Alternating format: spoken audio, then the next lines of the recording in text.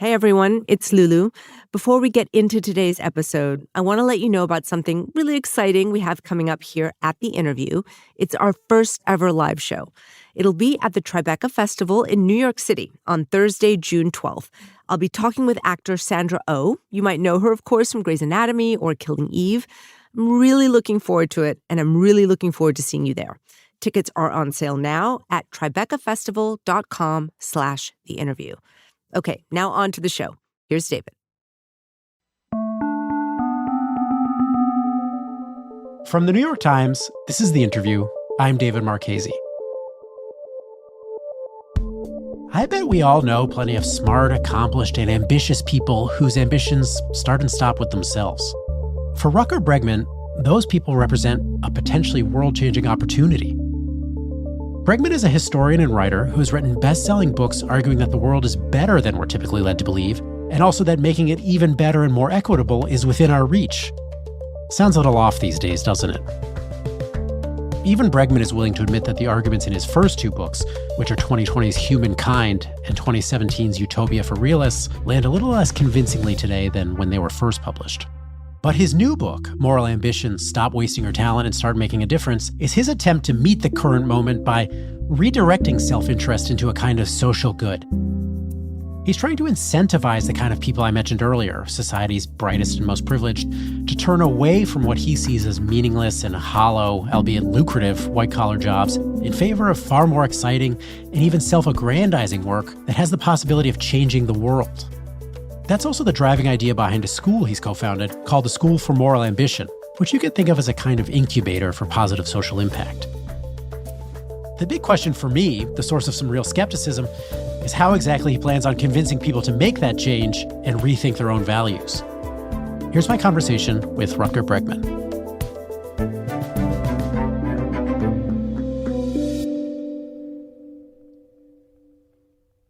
Thank you for taking the time to talk with me today. I appreciate it. Thanks for having me, David. So your new book is essentially an argument for why and how talented, high-achieving people should direct their energies toward doing more good in the world, towards more morally ambitious behavior. Do you see your writing as morally ambitious? Well, look, the reason I wrote this book was that I actually became a little bit frustrated with myself. I had a little bit of an early midlife crisis because I was mainly spending time in this quote-unquote awareness business. You know, you write articles, you write books, you try to convince people of certain opinions, and then you hope that some other people will do the actual work of making the world a better place. And at the time, I was working on a new book about the great moral pioneers of the past, you know, the abolitionists, the suffragettes. I wanted to learn more about them. But as I was studying some of their biographies, I experienced this emotion that I sometimes like to describe as moral envy, where you're just standing on the sidelines and you're just wishing like, gosh, wouldn't it be awesome to actually be in the arena, to actually have some skin in the game? So that's when I quit that project and was like, okay, I'm going to write almost like a self-help book that will make my own life more difficult, because once I've finished it, you know, I'm going to be the first person who will actually follow its guidance. So what steps have you taken since writing the book to get off the sidelines into the arena? Well, I basically quit my job. So I'm now an entrepreneur. I co-founded the School for Moral Ambition, which is an organization that helps as many people as possible to devote their career to some of the most pressing challenges we face as a species. So we like to see ourselves as the Robin Hoods of talent. Robin Hood famously took away the money from the rich. Well, we take away the talent from the rich. So, for example, we were recently invited by a couple of students at Harvard who are excited to start a Harvard chapter around the idea of moral ambition. And I think that's quite fitting because, like, okay, here you have the most prestigious university in the world, and 45% of graduates end up in consultancy or finance, right? It's an extraordinary waste of talent. I saw that statistic in your book. I was surprised that the number was as high as 45%. But of course, materialism is real. Sure. A desire for status is real. People want to make money. They want to be financially compensated. So how do you incentivize someone who might otherwise be tempted to go into a line of work that I think you see as basically morally vacuous at best? How would you incentivize them to instead pick a career that is morally ambitious. Yeah. Well, look, it's a free country. So if people really desperately want to work for McKinsey and their main goal in life is to go skiing as often as possible and to have that nice little cottage on the beach, sure, fine. People have the right to be a little bit boring. But I think there are quite a few people out there who indeed may be working at, say, Goldman Sachs or Boston Consulting Group who have this nagging feeling, who are looking for a way out. One of the case studies in the book is about the British abolitionists. And it was really surprising for me when I discovered that of the British Society for the Abolition of the Slave Trade, there were 12 founders and 10 out of 12 were entrepreneurs. So these were people who had climbed the traditional ladder of success. They were quite wealthy, they were successful. But the reason we remember them today is because they became very morally ambitious. And there's another period where this happened in the US. The move from the Gilded Era to the Progressive Era is, I think, a really good example, where you really had some figures such as Theodore Roosevelt, obviously, Louis Brandeis, or I was recently reading about Elva Vanderbilt, fascinating character, who at first was this very decadent woman, incredibly rich. But then later in her life, after she divorced her Vanderbilt husband, she became a pretty radical suffragette and one of the main financiers of the women's rights movement. She reminded me a little bit of someone like Mackenzie Scott today, who divorced Jeff Bezos and now is one of the most morally ambitious philanthropists in the US. So like a decade ago, people like me were told to check our privilege, right? Which is important. It's important to be aware of how privileged you are. But I think it's also very important to actually use it. There's sort of the dismissal of people's career choices as boring, or the idea that, if they're pursuing material wealth, you're sort of holding your nose about them. And there is sort of that tone of light sarcasm or a snideness that shows up in the book also. And I was wondering, why make the choice to communicate that way? Well, it works quite well, David. Does it? Yeah. So it's been funny. I've gotten most pushback actually from people on the left on this book and not so much from, these people stuck in a corporate job. They very quickly agree, actually. These are people, who wrote these application essays about how they were going to solve some of the biggest problems in the world. They wanted to work at the UN, solving world hunger. But then something happened along the way. And many of them really wonder, how do I get out? What has gone wrong here? And look, I agree with you that financial incentives obviously play a big role here, but it's not the only thing. And I would even argue that it's not the most important thing. So if you go back a couple of decades in American history, students had a very different attitude. So there's this study called the American Freshman Survey. It's been done since the late 60s. And at that time, when students were asked about their most important life goals, about 80 to 90% said that developing a meaningful philosophy of life was their most important life goal. And today, that's just 50%. Now, in the 60s, only 50% said making as much money as possible was a really important life goal to them. Today, that's 80 to 90%. So the numbers have basically reversed. For me, that shows that this is not human nature. It is culture. It can change. And there are examples in history where it has changed. So that makes me hopeful that we can do it again. Yeah. What are the metrics you'll use, or how will you determine whether or not your school is successful? So it begins with selecting cause areas. In Europe, we started with fighting the tobacco industry, which was a big surprise for me, actually. But our researchers convinced us that this is one of the most neglected challenges we face. So it's the single largest preventable cause of disease, 8 million deaths still every year. And the number is going up in quite a few lower income countries or middle income countries. And there are very few people working on it. So, yeah, what does success look like? Well, making a substantial difference, of course.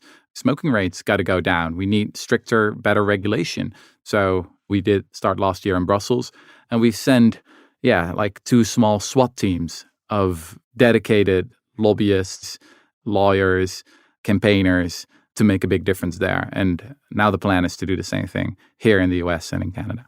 And how does one determine for themselves what counts as sufficiently ambitious moral behavior?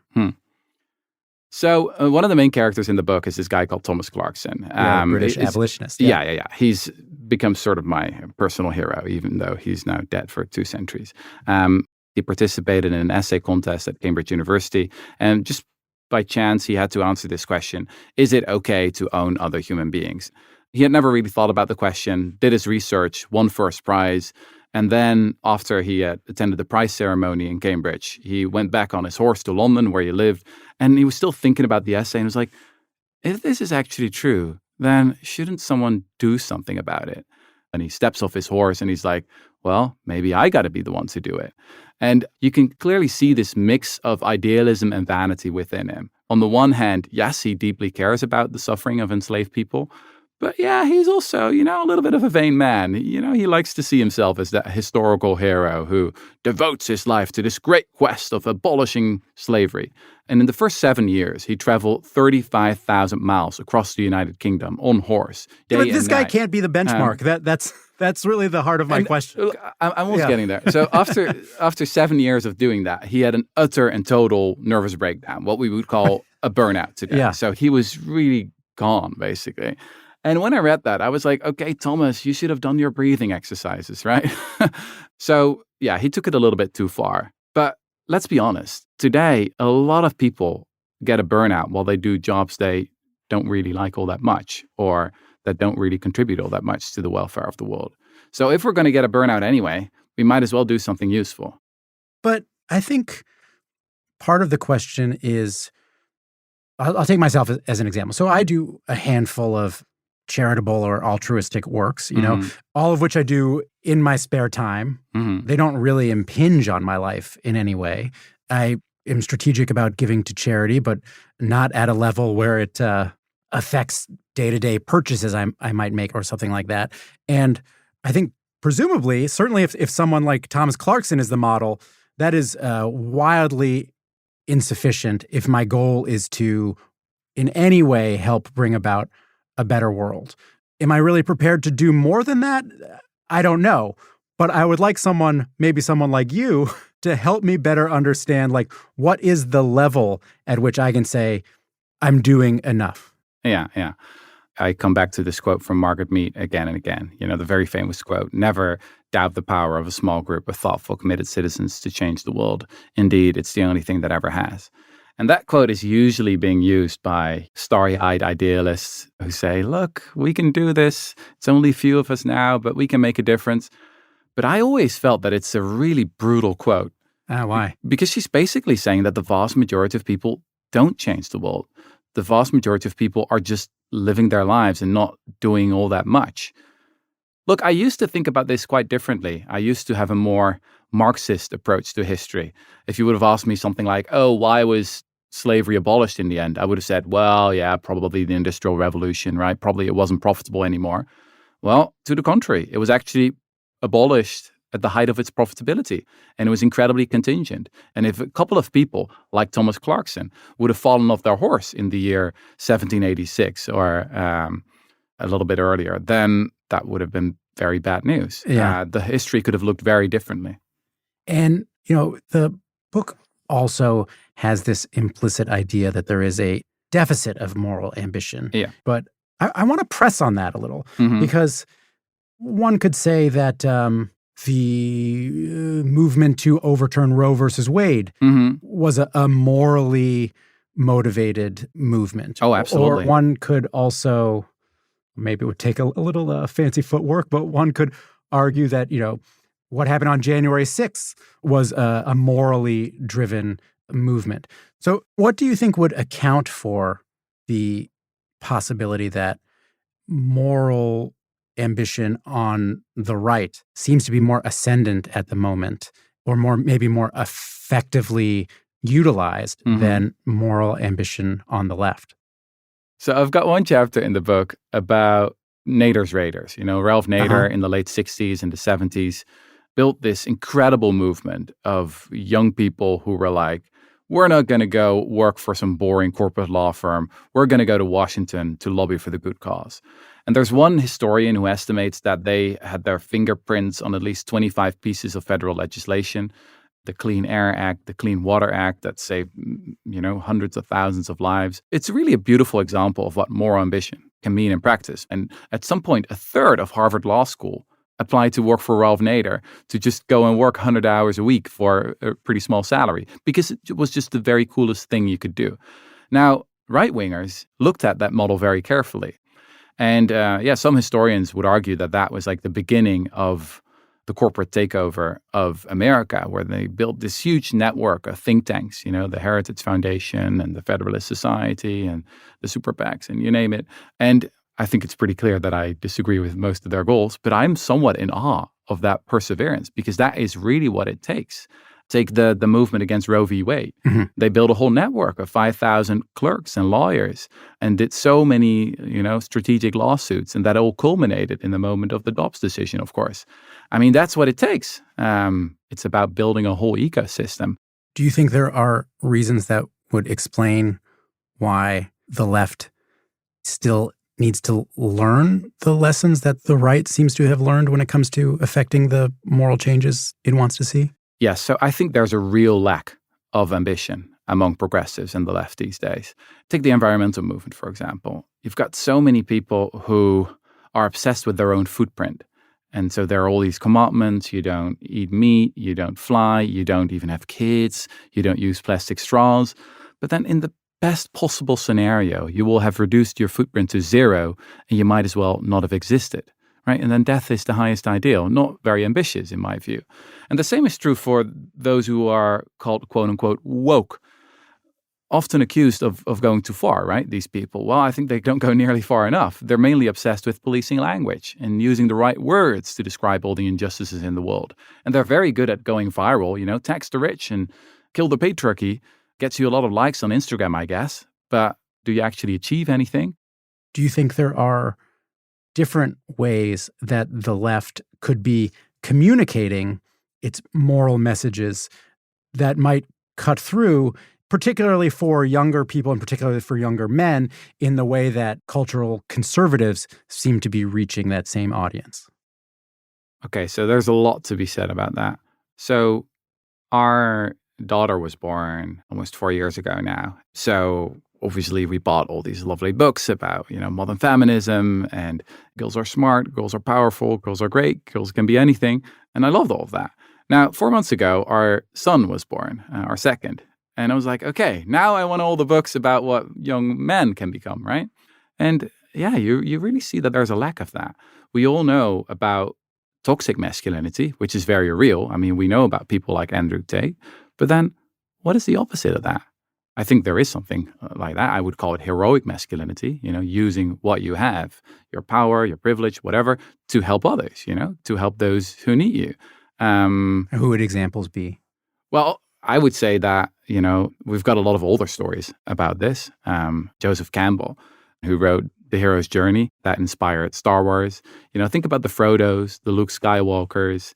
Yeah, these are stories of young men who are... It's a bad sign if we have to point to Frodo and Luke Skywalker. Okay. Well, or take Thomas Clarkson, young men who are motivated by a mix of vanity and idealism, but then do the work. And I think, those stories are very powerful and we should get much better at telling them on TikTok to young men because Andrew Tate is giving them a very different definition of success. For me, sort of one of the more fundamental questions is how might we determine whether or not the moral problem that we want to take on will end up being proved the historically right one? And, so somebody could want to support the cause of Israelis. Mm-hmm. They could want to support the cause of Palestinians. They could be energized morally by Donald Trump. They could be energized morally by Bernie Sanders. Mm-hmm. But insofar as somebody might want to determine whether or not the side that they're energized by is the right side, how might they try to figure that out? Yeah, well, here it is so important to be intellectually honest. And if you're really morally serious, then you don't care about your own purity or your own opinions. No, you actually want to do good. So you always got to be open to the reality that you're working on the wrong things or your solutions don't work. I've got one example of a charity that after a big RCT, a randomized controlled trial, had to conclude that it just wasn't working. And so they abandoned the project, which is like very courageous and happens not nearly enough. I think there should be an annual award gala for people, who made the biggest mistakes, but were honest enough to admit it. At the same time, we also shouldn't lose ourselves in moral relativism. I think that there are some things that are pretty obvious. So the way we treat animals, to me, it's quite striking. If you ask people from the left to the right today about well, don't you think the way we treat animals might be one of, the great moral catastrophes of our time?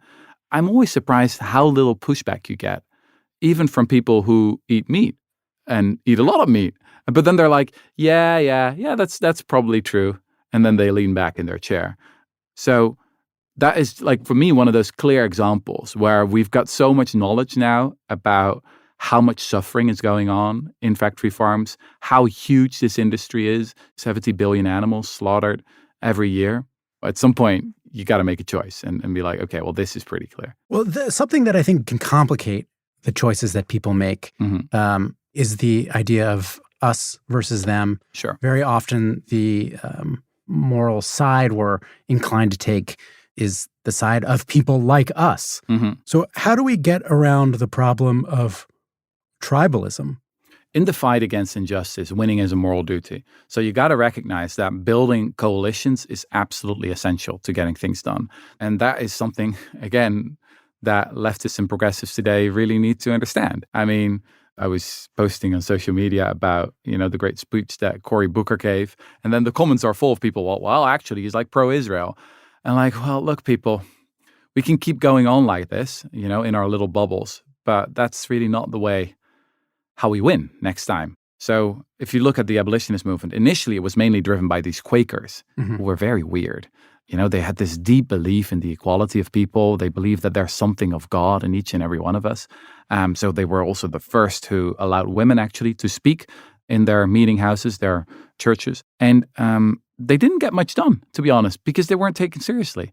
It was only when they started working together with the evangelicals that it really became a juggernaut for change. Now, these people, they had to bite their tongue quite often, actually, because they disagreed on so many things. But that's what it means to be morally serious.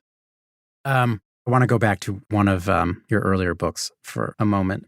So you wrote Utopia for Realists 10 or 11 years ago. And in my mind, that book fit in with sort of an argument that somebody like Steven Pinker is maybe best known for making, which is, hey, we can do all the doomsaying we want. We're actually living in the greatest moment in human history to be alive, when people are wealthier and healthier than ever before. You're smiling because you probably know where this question is going.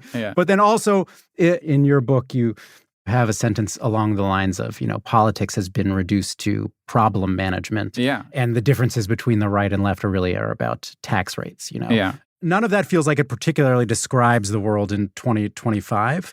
How do you account for the fact that in just 10 years, which is a historically minute period of time, the world feels so different than the one that you were describing in Utopia for Realists? It's really a totally different zeitgeist. I mean, I was a millennial writing, indeed, my first book, and being mainly frustrated by the fact that politics, and maybe particularly so in the country where I was growing up, in the Netherlands, had become so boring. It didn't seem like we had big utopian visions anymore. Every milestone of civilization, the end of slavery, democracy, equal rights for men and women, I mean, all these things were utopian fantasies once. And I was like, well, what's the next thing, right? Can we abolish poverty maybe with a universal basic income? Can we move towards a much shorter working week? Like, come on, give me a bigger vision. And yeah, I guess I got what I wished for, but it's been moving a little bit in the other direction. I think that still the argument holds that very often idealists mainly know what they're against. They're against Trump, they're against autocracy, they're against austerity, they're against the establishment. But what are we actually for? So what would you say you stand for? What do you mean? Well, you said, what do we stand for? It's not just what are we against. Yes, sure. So what are the things that you stand for? Oh, that's a good question. Like, what are the big utopian visions? A couple of things. So, obviously, I believe we can totally abolish poverty. Like, we're more than rich enough right now, especially with the rise of AI. And I think we should use the bounty of AI and distribute it equally. That will be a dividend for all of us. It's a little bit like what Alaska has been doing since the 80s. So Alaska has this... the sovereign wealth fund? Yes, exactly. So they recognize that the oil in the ground is owned by everyone in Alaska, right? And so they've been giving a basic income to everyone ever since. And I think we should do that in many other respects as well. And I think we should revive the dream of moving towards a much shorter working week as well. Up until the 70s, we were using a lot of our increased productivity, our economic growth, to work less. And back then, a lot of sociologists and psychologists were saying, oh my God, the great challenge of the future is going to be boredom. Like, what are people going to do with all that their leisure? leisure time? Yeah. Like, we got to find out what is the good life. And I would say that possibility is still there for us, especially now with another wave of automation that is about to happen. At the same time, we should never underestimate capitalism's extraordinary ability to come up with more BS jobs, right? I cite one poll that found that around 25% of people in rich countries think that their own job is socially useless. Well, there's no reason why that can't go up to 30%, to 40%, to 50%. I guess my point in this long rant is that there's not just a dystopian possibility. There's also a beautiful utopian possibility of how we use our technological capabilities to make a much, much better world, just like, honestly, we've done in the past. A couple of weeks ago, after we scheduled this interview, I had emailed your publicist and asked if she could ask you for a selection of books that have been influential on you. And you were nice enough to send it. And I read them. And one of the books was Peter Thiel's 0 to 1. Yeah. He says that when he interviews people for positions, the one thing he always asks is, what's an important truth that you believe that very few people agree with you on? What's your answer to that question? I think people find it really uncomfortable to acknowledge that there are these massive differences in how effective people are and how talented they are. This is something Peter Thiel talks about in his book, that there's this power law distribution going on. So some people are really 100 or 1,000 or 10,000 times as effective as others. So then it makes a lot of sense to be hunting for those really talented entrepreneurial people who can get so much done. And I think that is sometimes uncomfortable for people who really like to believe that we're always in this together and everyone is equal and we can all contribute in our own little small ways. I think that quite a few people in my bubble, they find it hard to acknowledge. And they say, oh, that's the great man theory of history. That's been debunked long ago, right? That's that patriarchal, maybe even almost like racist idea that a couple of white men, that they changed the world. Well, it's obviously not just a couple of white men. It's like everyone can be morally ambitious in that regard, but it is often a small group of thoughtful, committed citizens, and not everyone. I think that at the same time, we got to acknowledge that it's very hard to predict in advance, like who's going to be that big builder, and moral ambition can be contagious. But I think that Peter Thiel is basically right, that there are very clear power laws in the distribution of talent.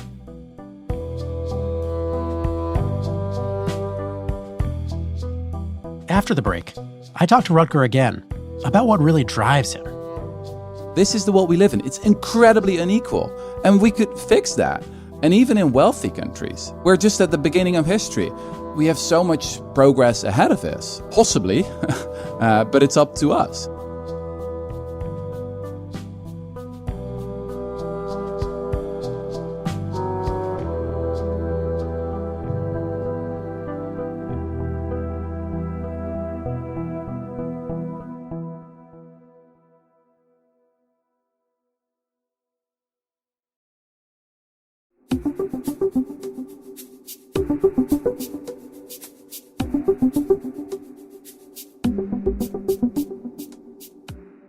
Hey, David. Hey, Rutger. How are you? I'm good. Good to see you. Good to see you again. You're smiling impishly. Why is that? Well, as always with these interviews, you've got a long list of things like, oh, I wish I would have said that, and why didn't I say this, and blah, blah, blah. But this is great. We have a rematch. Is that the word? No. That really implies a fight. That was not what this was. Yeah. No, it doesn't feel like that. So I want to get right into this. And I promise that I'm not raising this sarcastically. I mean it sincerely. Mm-hmm. So I could imagine someone coming across this interview and thinking, all right, Rutger, the school and your books sound noble and well-intentioned. Mm-hmm. But isn't there something more morally ambitious that you could be doing? I like that. So I think this is going to be the last book for quite some time, actually. That all right. As you know, books are a great excuse to go on a publicity tour. And if you're starting something like the School for Moral Ambition, then yes, a book is very useful to have, right? It's like this banner, a rallying cry that helps to bring a lot of people together. But the main reason why we co-founded the school is indeed we wanted to find the Thomas Clarksons of our time to work on some of the most pressing issues that we face. And if you ask me, like, okay, what is the moral equivalent of fighting slavery today? I guess I would say fighting factory farming. And a couple of years ago, that's actually what I envisioned doing. So here I was, a relatively successful author, and I was like, okay, people like me. I want to burn my reputation on something that's important. So I spent quite some time in the Netherlands going on talk shows, advocating for farm animals. And at some point I was like, is this really the most effective thing, right? Maybe I could build something much bigger and really scale it up, because now I'm just a one-man's army, and people like Thomas Clarkson, they got a lot done because they brought many more people into the movement. So I honestly feel that I'm doing the most ambitious thing I could be doing. But if you have better ideas, David, then please push me. Yeah.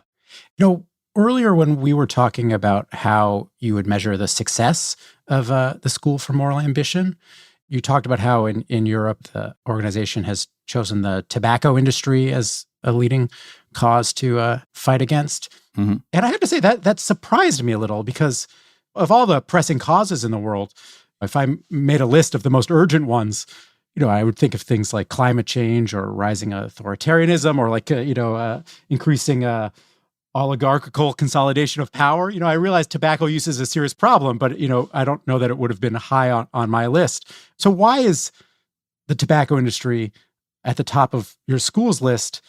And is there an argument that maybe it could also be aiming higher? It surprised me a lot as well, honestly. So I didn't come up with this cause area. We went to our researchers and we asked them to come up with a list of some of the most tractable, neglected, and important issues that we face as a species. And yeah, in Europe, fighting big tobacco came out on top. A lot of people think that we've already won this fight, that, that was something we did in the 90s, which is not true at all. The cigarette is the deadliest artifact that humans have ever invented, deadlier than atomic bombs or the machine guns. So maybe it's not very sexy. Maybe it's like, oh, it's a little bit weird. Like, why would you choose that? But for us, that's sort of the point. That's how you can make much more impact, by convincing people to work on things that may not be most in fashion, but that are actually super important and very neglected. Yeah, no, it's interesting, because for me, it raises the idea of how one thinks about ambition, because, you could think about ambition in terms of, like, what is the most tractable problem to solve that's not being solved? Mm-hmm. Or you could think about ambition in terms of, what is the problem that seems like it doesn't have an easy solution, but needs to be solved? Like, for example, climate change. Yeah. It's an interesting question about how to direct one's energies. Yeah, sure. So climate change, I would say, is super tractable. We've got the research, we've got the solutions, and luckily we've got many millions of people working on it right now. I would advise people to really look for the most neglected bits of the fight against climate change. That's why we chose to work on the food transition, because this is extraordinarily neglected. So look, the fact that it's got to be tractable, that you need to have some idea on how to actually make progress, that does not mean that it needs to be easy. Actually, if you think you can achieve your goals in this lifetime, then you're not thinking big enough. That is really what inspires me about the abolitionists, the suffragettes. I mean, of the 68 women who came together at Seneca Falls in 1848, the first women's rights convention in the United States, only one was still alive when women finally got the right to vote across the country, and she was sick on the day of elections. So that desire and that commitment, being part of something that is much greater than you are, that is moral ambition. But this still raises for me the question of, like, what is, so your issue, the equivalent one that you would accept that it was the fight to achieve it would be going on after you died, is factory farming? A couple. Look, David, I'm not going to choose. I'm not going to say, like, this is the one. No, I just want to know, like, what really drives you. That's what I'm trying to get at, But that's just not, I'm not a one issue guy. We live in a world where kids die from easily preventable disease every single day. That's outrageous. We could fix that. We're like more than rich enough to fix that. We live in a world where 85% of the world population lives below the US poverty line. Half of the world population lives on less than $7 a day. And yes, that is adjusted for purchasing power. So don't talk to me about inflation or blah, blah, blah, or that you can buy more here or there. No, this is the world we live in. It's incredibly unequal. And we could fix that. And even in wealthy countries, we're just at the beginning of history. We have so much progress ahead of us, possibly, but it's up to us. You know, I think it's fair to say that your target audience for the book, and I guess in a way for the school also, it's younger people either early in their career or maybe still in the phase of considering what their career could be. And I did wonder. Can I interrupt that, David? Yeah. So that's not true. Oh, you don't think? So no. So if we look at our member base, we now have 7,000 members. It's really people from all walks of life and all ages. So we've got moral ambition circles of students. We also have moral ambition circles of CEOs, of people who have already retired. It's a very diverse bunch of people. And sure, it's true that if you're in your 20s, right, you haven't written the constitution of your whole life yet. So it's a more flexible period. You haven't been sucked up by the Bermuda Triangle of talent yet, right? You haven't become a strategy consultant yet. So maybe it's easier to make a change. But there are a lot of people out there. And that's when we come in. That's when the Robin Hoods come in and say, well, we've got a better idea for you. Have you experienced any profound moral shifts in your life? So I was a very lazy boy in high school. Like my preferred grade was a 5.5. We have a grading system from 1 to 10, and a 5.5 is a bare pass. So that's like I would have done just enough to pass the class. Yeah. And when I became a student, when I was 18 years old, I became a member of this small student society with a small fraternity. Most of the other guys, they were quite a bit older than me, 23, 24 years old. And they took me to lectures about anthropology and philosophy. I discovered people like Bertrand Russell and Ludwig Wittgenstein. And that was the first time in my life that my definition of success changed. And I became super curious. I wanted to read everything. In our student house, I built this system that you could listen to classes from professors even when you were taking a shower, right? So there was a cable going from my room through the attic, then through the ceiling to the shower. And then I would always annoy people by putting on lectures from Maarten van Rossum, who's a famous Dutch historian. But I guess my definition of success changed once again once I achieved those first dreams. Like I honestly, I wanted to become a best-selling author. I wanted to write big books. But then you've done that and you've written a big book about human nature and you're in your early 30s and you're like, okay, what's the next ladder? And how can I use what I have to do much more good? Honestly, it was also the experience of becoming a bit more wealthy. I mean, I'm not a billionaire, but I am a best-selling author. So I became much richer than I ever expected I would. At first, I thought I would just become a history teacher or something like that. So that also caused me to question, like, okay, but then what do I actually do with this? Like, I need to invest it in something. Like, I already have a house. We have a car. I don't need two cars. I can only drive one car at a time. I guess that also led me on this journey. You know, I think undergirding a lot of what we've been talking about is sort of this idea of a shift in cultural values where making money has become increasingly central at the expense of trying to do good in the world or live by greater values. And I think at the same time, there's also alive in the culture a real sense of burn it all down anger, which is an appealing and seductive feeling. And so that's a bit of a preamble to something that I want to connect to another one of the books you were able to recommend to me, which was the autobiography of the philosopher and the pacifist Bertrand Russell. And in that book, he's writing in the context of public support in Great Britain for World War I. And he says that I had supposed that most people liked money better than almost anything else, but I discovered that they liked destruction even better. Do you think he was wrong? Well, Bertrand Russell certainly had his cynical moments, and I totally understand that. In the fervor of the First World War, where even so many people, who may have described themselves as pacifists not that much earlier, were swept up in this fervor. Yeah, it's a dark truth about humanity, is that we can go nuts. Sometimes pretty quickly. Look, I don't know where we'll go from here. I guess where I find hope is that I know of historical examples, eras in which things got really dark as well, eras that were incredibly immoral, incredibly unequal, where we just had elites that were incredibly irresponsible and selfish. And then there was a counter movement, a cultural revolution that was actually started by elites. And I think we desperately need that today. Someone said this to me recently.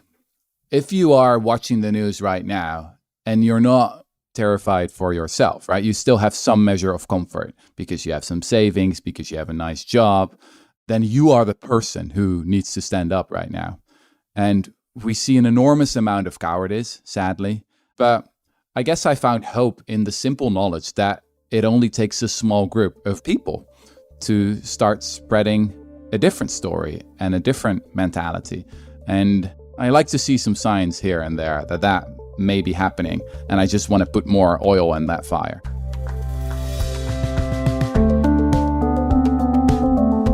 That's Rutger Bregman. His new book is Moral Ambition: Stop Wasting Your Talent and Start Making a Difference.